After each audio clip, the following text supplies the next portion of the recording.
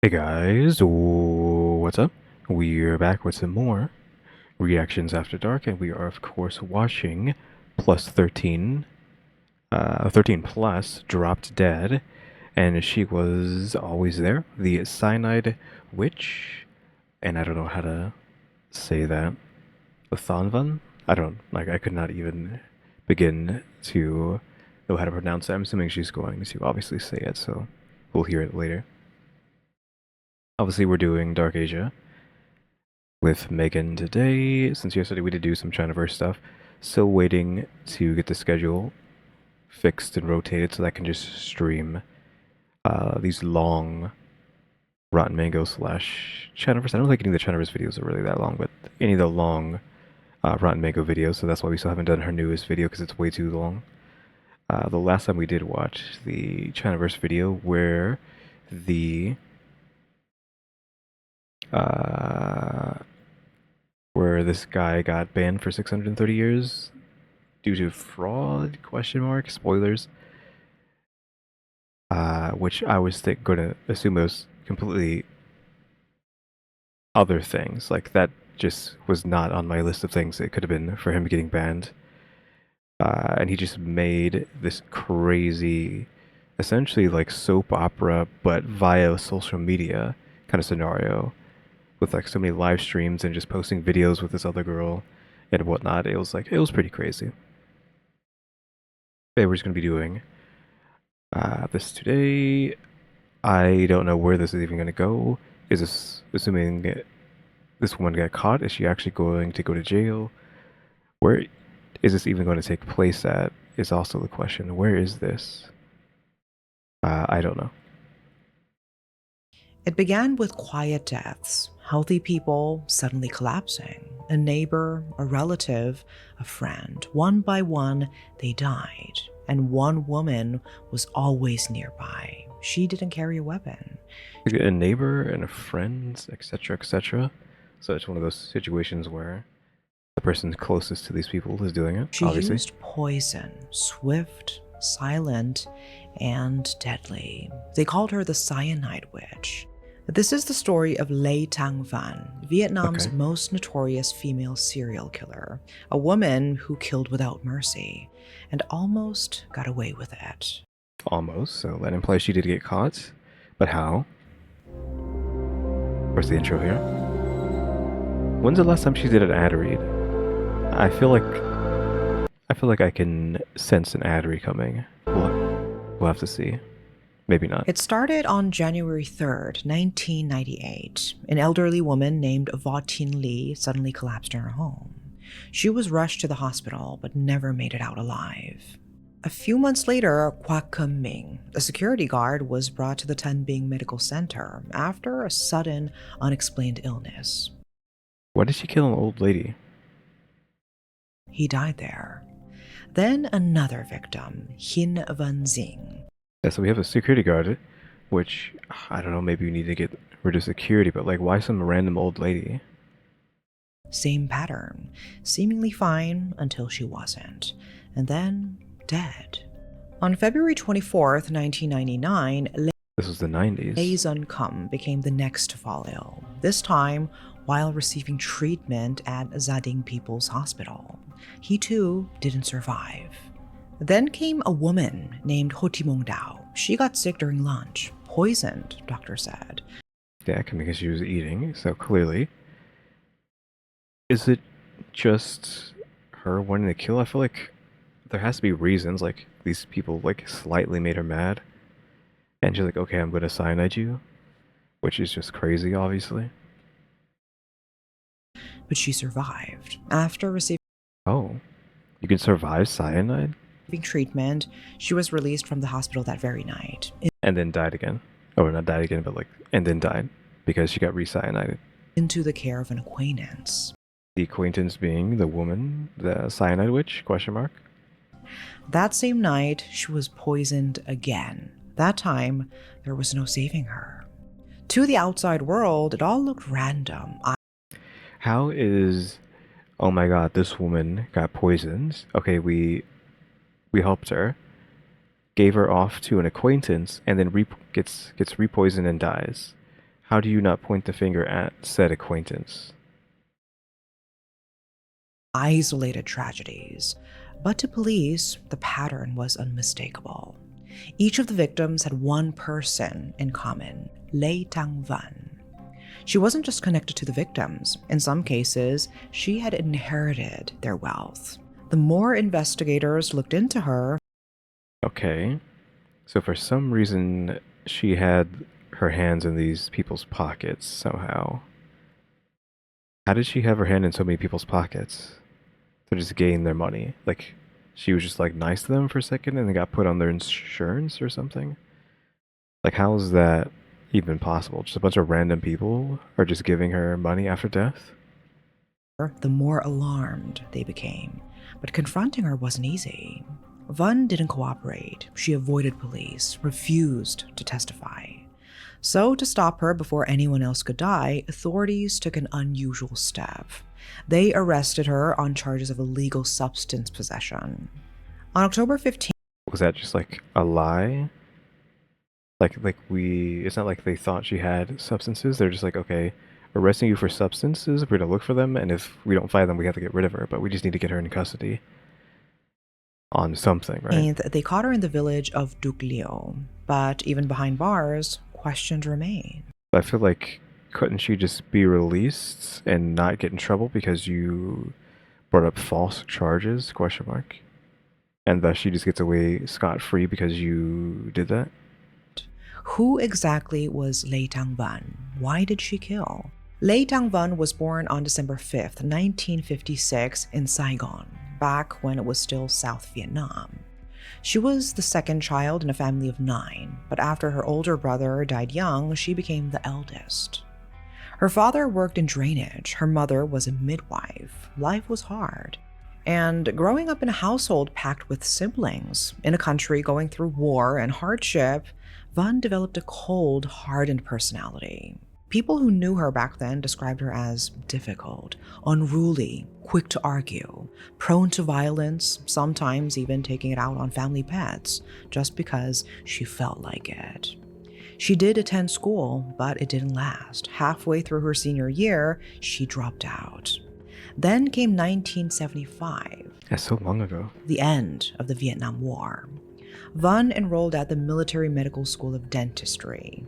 But whatever dream she may have had didn't last long. Not long after, she was arrested for trying to cross the border illegally and spent 16 months in a re-education camp. Okay, whatever that means. That doesn't sound good. When she got out, she jumped from job to job trying to scrape by. But no matter where she went, trouble followed. In 1979, she was arrested again, this time for impersonating an army captain. She served a few more months behind bars. Then, in 1989, she married a man named Nguyen Quang Me and had 2 children. But 5 years later, he died. I was gonna say, is he dead? Did he get cyanided? I'd have to assume so. Because it would just be just like the perfect situation, right? But that's assuming he has money to steal. Like, he's already your husband. You already have his money. Question mark. Unless things don't work there that way. Like, unless you wanted his money plus insurance? Question mark. If they have insurance at this The time. cause? Undisclosed. Also, how does nobody know what cyanide is at this point? Like, maybe, I mean, obviously no one's just gonna assume cyanide, though not necessarily here, but like maybe further into the 90s. Is cyanide just like not that, like something that's not that known about yet? Question mark. 2 years after that, she remarried. Her new husband, Lei Wen Ming, died the very next year. And nobody is questioning why these men are dropping like flies. So there's another inheritance and insurance. This time in the hospital.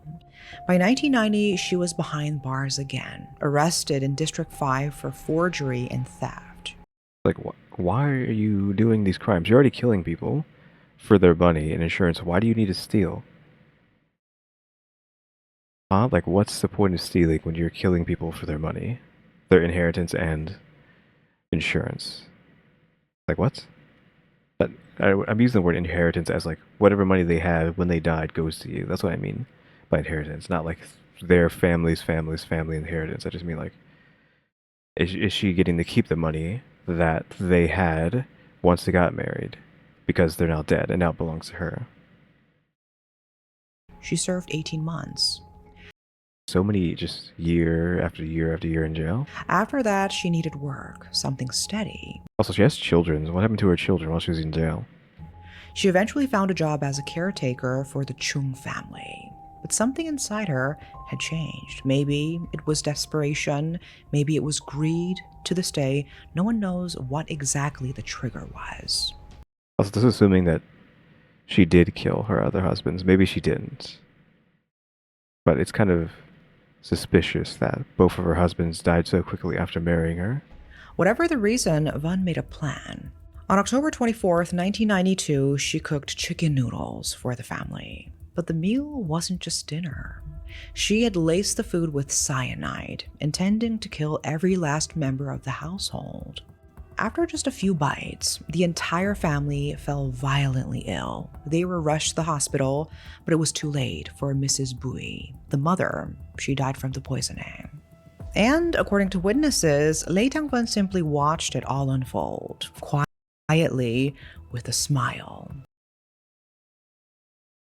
And she didn't get in trouble for this? Like, oh yeah, we just all started eating chicken noodle, and we just all killed over? Like, no one's gonna question that?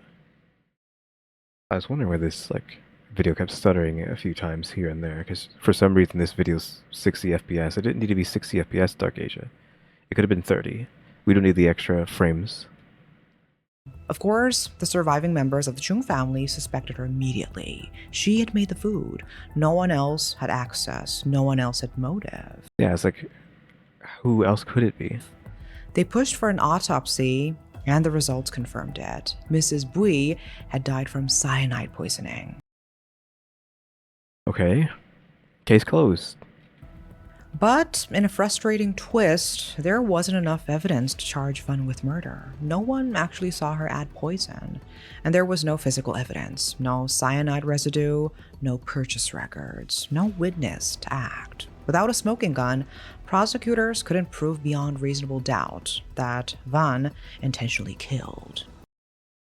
Where is she growing this stuff? Like, how did she get it if there's no proof anywhere? So instead, they pursued what they could prove. She had taken money under false pretenses. She had stolen from the family, and she had manipulated her position in the household. So instead, she was tried and convicted on lesser charges, fraud, and served just 4 years in prison. She's spent a lot of time in prison. Like, it's like adding up to like a decade. Goodness, 1 year. If she keeps going and getting in jail for like a year or so, she's going to keep like adding up to like it being a decade at this point. Like such a large chunk of her life in jail. After her release, toward the end of 1997, she found work again, this time at the military hospital 7A in Ho Chi Minh City. And that's where she met Ding Bun Kam.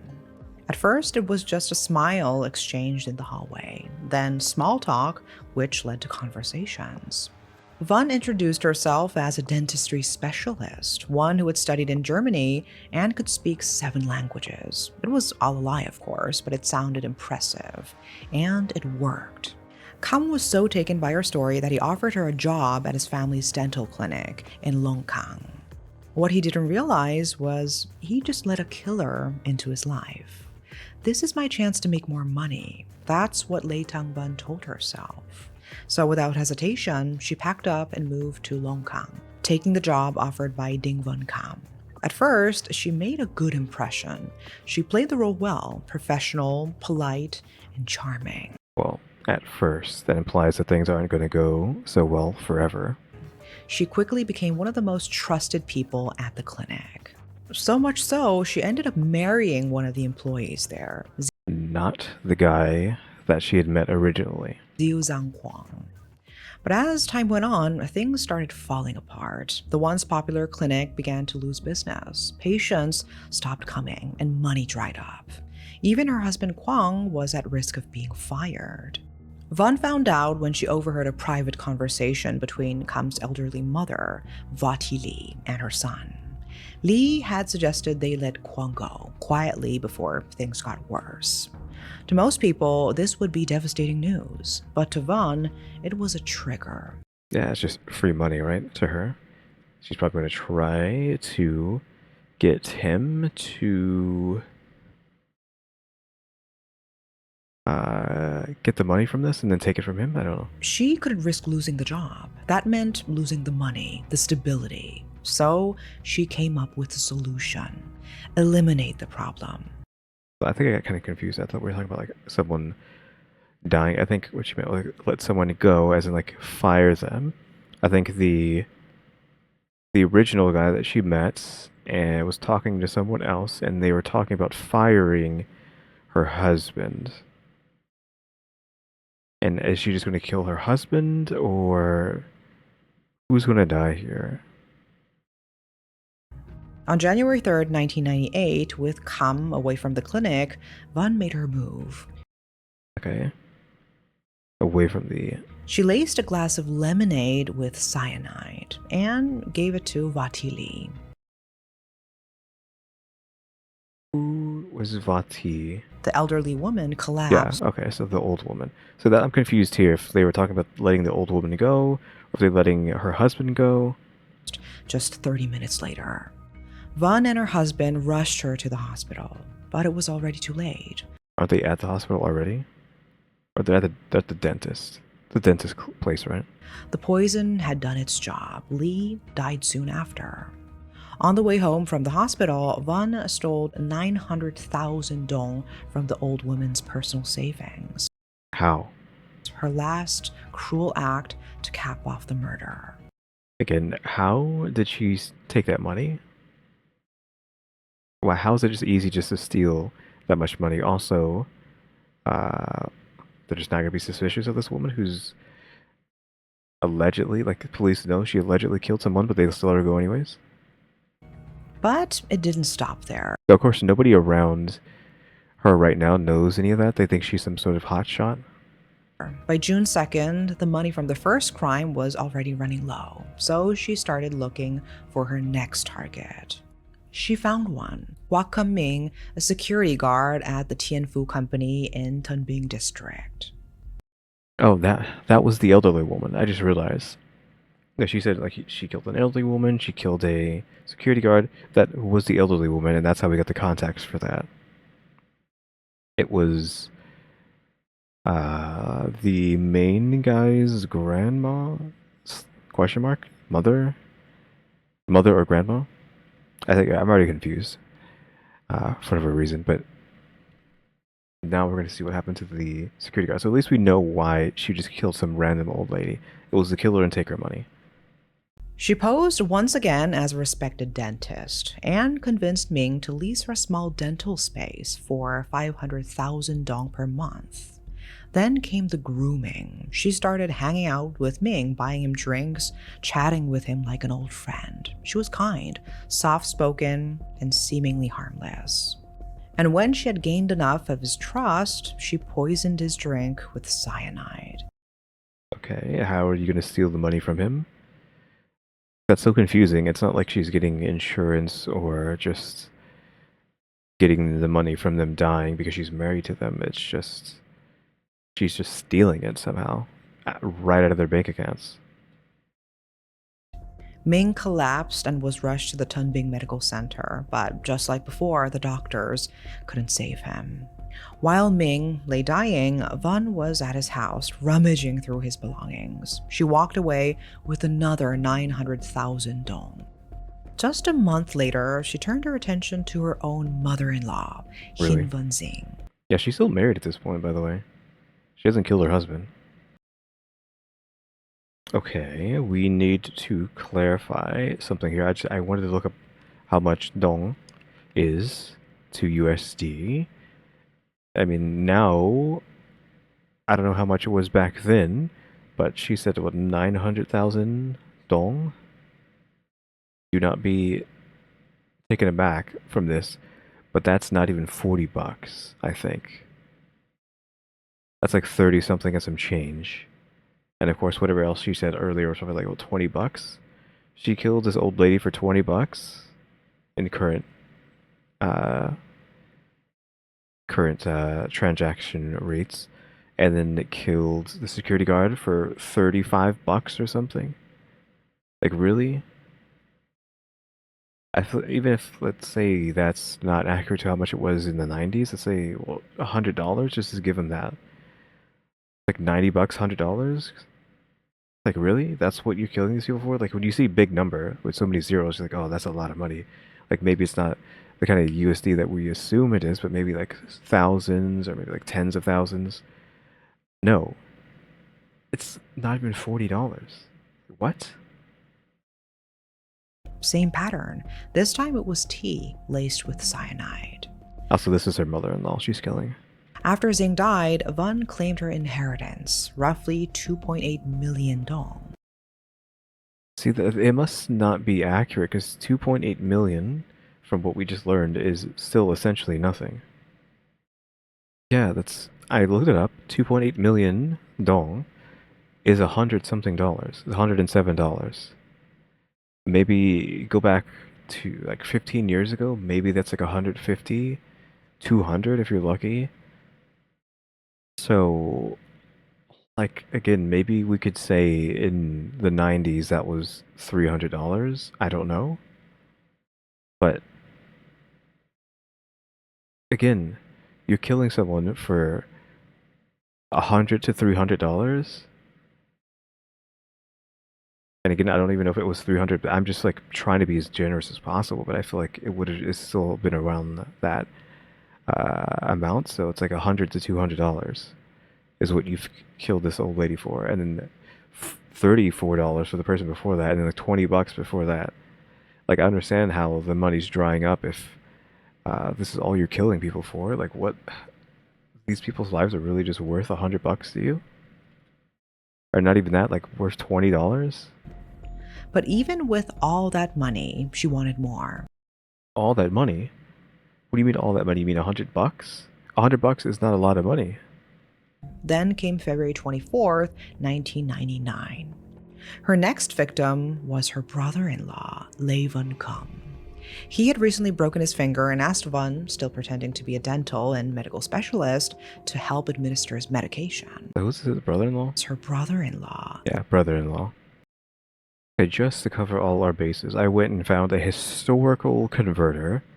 So we were relying on that. So I put in 1999. It said that much money was just $200. So yeah, it was double, but still. So that means she killed one guy for like $40, or the old lady for $40. She killed the security guard for like $70. She killed the mother-in-law for $200. Again, this is essentially nothing that she's gaining from these kills. Lê Văn Khâm.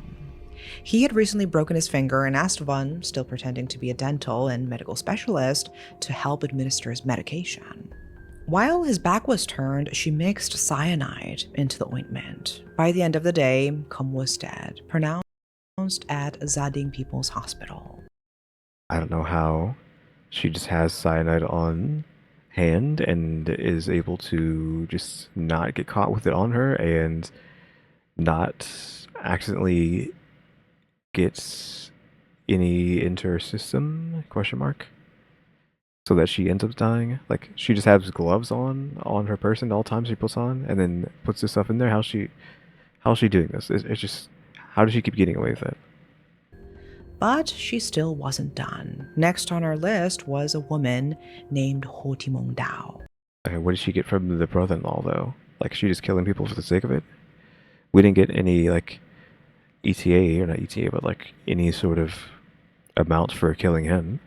Van offered to give her a health checkup at her clinic. On the way, they stopped at a roadside noodle shop for lunch. While Dao wasn't looking, Van poisoned her bowl of noodles. Not long after, Dao collapsed. She was rushed to the hospital where, thankfully, she received treatment in time and survived. But that same night, Dao was released into the care of someone else she trusted. Yeah, this is the person who got poisoned, lived, and they got poisoned again and died. And somehow, Vaughn got to her again. Okay, so it wasn't Vaughn. Just Vaughn just somehow got to this person's house. She poisoned Dao a second time. Why, though? What is she going to gain from that? This time, it worked. Dao died before sunrise. By now, the deaths were piling up. The pattern was forming. She was unstoppable, and she was getting bolder and bolder. The next killing happened just months after the death of Ho Timong Dao. Vaughn had met a man named Vahu Kim, the director of New Kwan. The two grew close, spending time together like old friends. To Kim, Vaughn was warm, charming, and trustworthy. To Vaughn, he was the next target. On the morning of September 4th, 1999, she invited him on a trip to a temple. She said she wanted to ask a monk for a lucky day to renovate her mother's house, and Kim, without the slightest suspicion, agreed. He drove her to a Tibetan-style pagoda in Tuzaumot, a quiet town in Binyung province. On the way, they stopped for lunch. Where is this going to happen? Like, there it is. Like, if there's any food around, like, immediately she's just going to kill you. And when Kim excused himself to go to the bathroom, Vaughn sprinkled cyanide into his drink. By the time he finished it, the poison had already begun to take effect. He felt dizzy and sick. But instead of taking him to the hospital, Vaughn dragged him along, still pretending to go to the temple. As they walked the quiet path leading up to the pagoda, Kim's body began to fail him. He staggered, then collapsed beneath a tree. Vaughn didn't panic. She simply left him there. She walked up to the temple alone, calm and collected, told the monk her friend wasn't feeling well and had turned back. Minutes later, a panicked monk ran up. He just discovered a man lying lifeless under a tree. And Vaughn, she put on her mask again, rushed back, acted horrified, cried beside the body. By the time police arrived, Vaughn had vanished. So had Kim's expensive motorbike. Yeah, I was like, where are we going? What is she going to steal? Is she going to sell this bike? I guess, for the money? It's like, that's all it was worth? It's just like killing this man just for a motorcycle? Like, that's it? She was relentless. If there was money to take, she took it. I'm assuming she probably, like, emptied his pockets, though, before, like, going up to the monks. Even if it meant leaving a dead body behind. By 2000, she had changed her name to Lely Lan and started over again. Why? She found work with a man named Nguyen Tang Sern in An Lin, a locality within Binyung province. Once again, she cooked, and once again, she poisoned the meal, rice vermicelli this time, and Sern died. Later that same month, she killed two more acquaintances, Nguyen Van Dong and Chen Ti Sing. I just keep saying why, but I guess it's just... She just kills them, empties their pockets for like 20 bucks, and then that's it. They're just worth 20 bucks to this woman. After Singh's death, to explain the money transfer, Vaughn mailed a handwritten letter to the family, claiming Singh just bought a car from her for 200 million dong. 200 million. That's at least a lot, maybe this time around. Since 2 million, let's say... almost 3 million dong at this time was $200. So I guess just keep adding zeros to that, and you would have how much you have? Look at that, $10,000, like 9,000. Let's go with like $8,000 to $9,000, maybe. I'd say let's go with 8,000. Let's say that's like 8,000 bucks. So at least you try to get some sort of money off of that, but like every other kill has been just chump change. It's like, how are these people worth just 20 bucks to you? Like, their lives are just worth 20 bucks. He was building a paper trail, a lie. But her name had come up too many times now, too many coincidences. The police were watching. Not long after, they arrested her on suspicion of murder and robbery. When they searched her handbag, they found a vial of 2.8 grams of cyanide, enough to kill 20 healthy adults. But still, they couldn't hold her for murder. How? I feel like you are in control of an illegal substance. How is controlling? I feel like not even an illegal substance. It has to be like a word stronger than that to refer to what cyanide is. Like it's beyond illegal, and yet that's not enough to hold somebody. Toxicology tests didn't match the poison found in the last two victims. How? They actually tested the bodies and found out it wasn't cyanide. She has some sort of other drug too. And without that link, the case fell apart. She still has access to cyanide though. I feel like that just owning cyanide should be a at least X amount of years in jail. Yes? Once again, she slipped through. She was released on bail on January 15th, 2001, on nothing more than fraud charges. Then came March 2001. She crossed paths with an old friend, Win Chung-zu. He offered to give her a lift to a cafe on his motorbike. Also, what happened to her husband? So we're still referring to people as her mother-in-law, her brother-in-law. She killed them.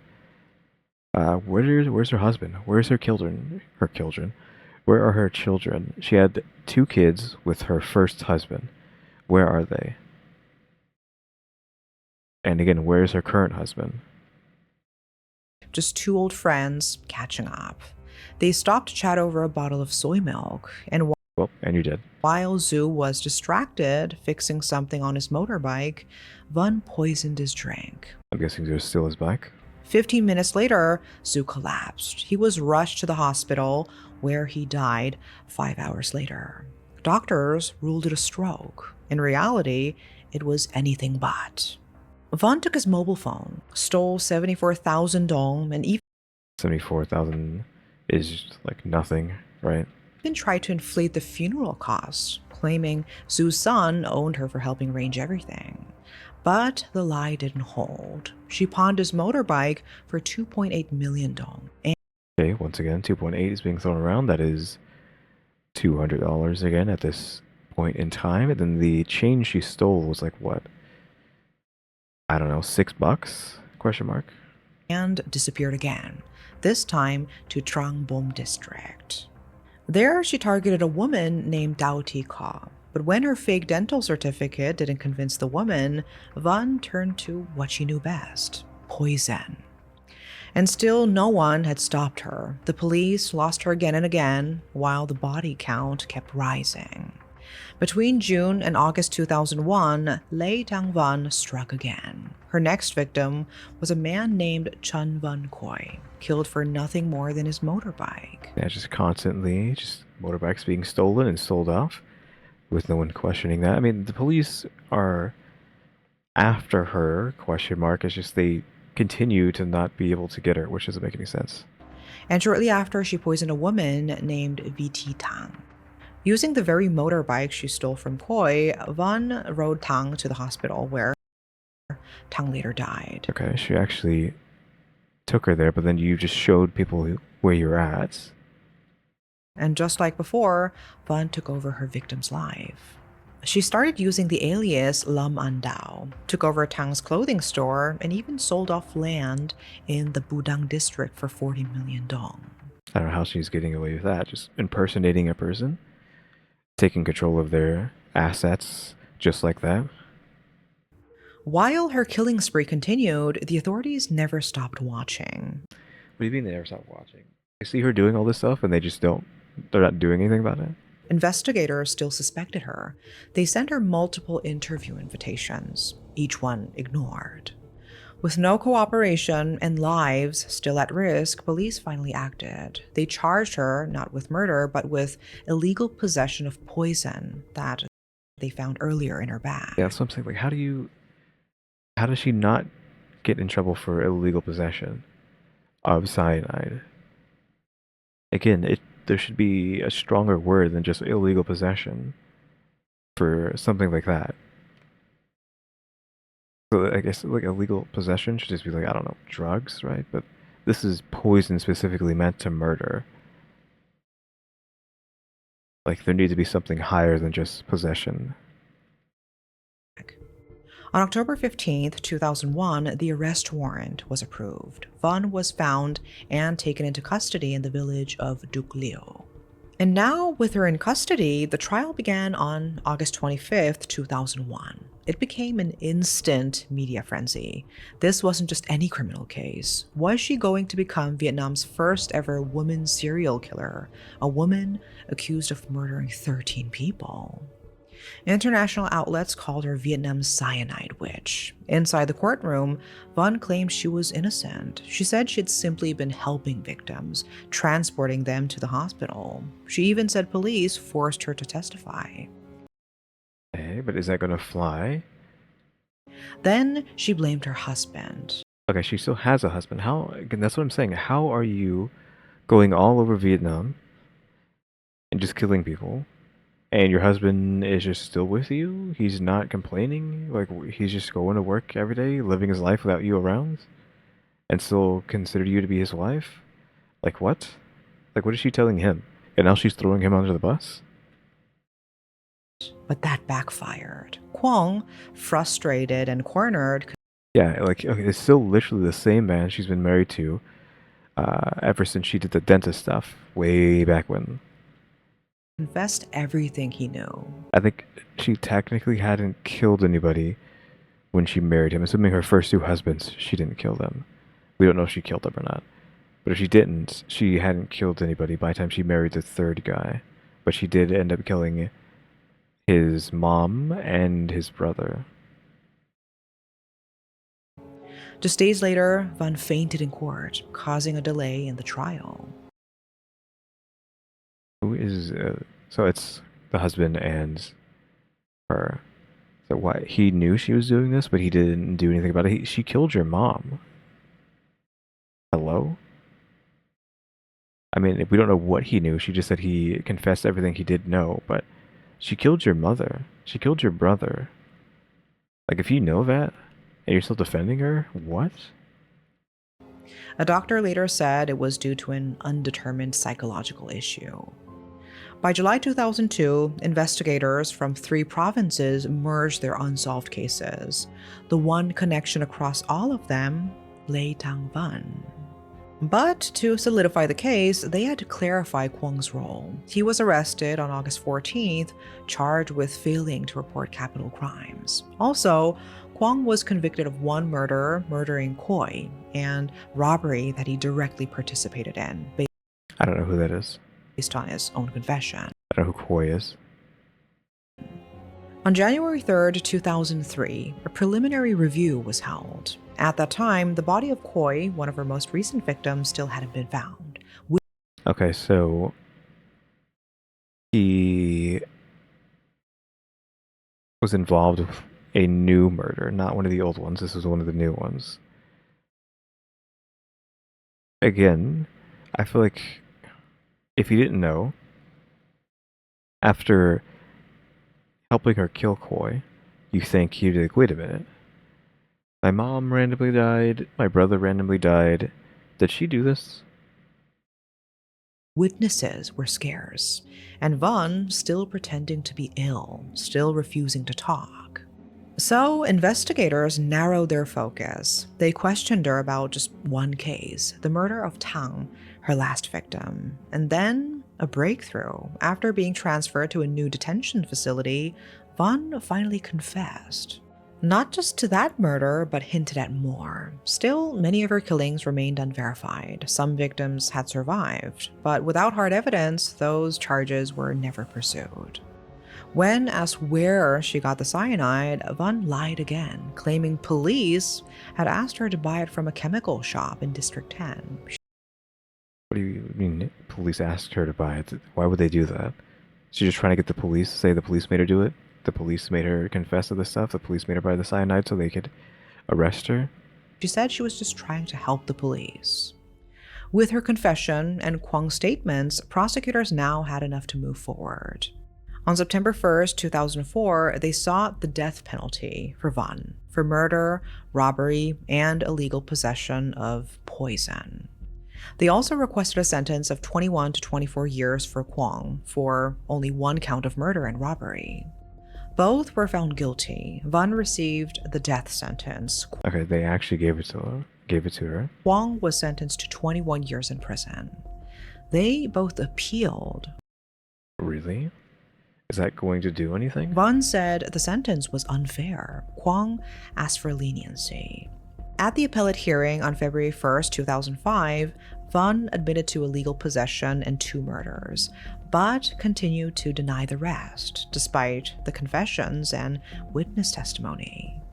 In the end, the Supreme People's Court upheld her death sentence, but Kwong's sentence was reduced from 21 years to 17. Van later filed for a pardon sent directly to President Chun Duk-lyung. Why? Just trying anything you can do to, like, not get in trouble? So she's trying to get off the hook completely. Will the pardon just get her out of jail wholeheartedly, or is it just going to stop the death penalty from happening? It was swiftly denied.